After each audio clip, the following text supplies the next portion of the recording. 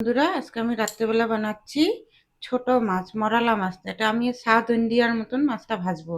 এখানে আছে মাছ, এখানে আছে কারি পাতা, কাঁচা লঙ্কা, পেঁয়াজ, কালো সর্ষে, নুন, হলুদ, লঙ্কার গুঁড়া সব মিলে একসঙ্গে ভেজে নেব। এখানে দেবো লঙ্কার গুঁড়া, ধনিয়ার গুঁড়া, সব একসঙ্গে দিয়ে ভাজবো। নুন, হলুদ, এটা একদম তেলে কড়কড় করে ভাজতে হবে। এখানে তেলটা গরম হয়ে গেছে, ধোয়া বেড়ে গেছে তেলের। এখন মাছটা দিয়ে দেবো, অল্প অল্প করে ভাজবো। অর্ধেক মাছ ভাজা হয়ে গেছে, আর বাকিটা এখন একবারে দিয়ে দেবো।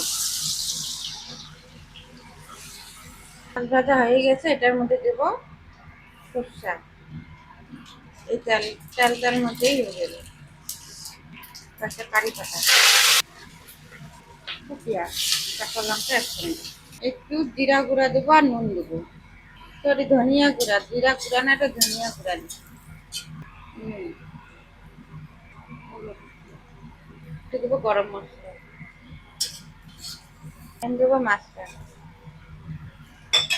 দেবো নিম্বু রস, দেবো একটু চাট মশলা করে। আমার মাছ ভাজা কেমন লাগলো? সাউথ ইন্ডিয়ান মাছ ভাজা। লাইক করো, ফলো করো। Bye bye.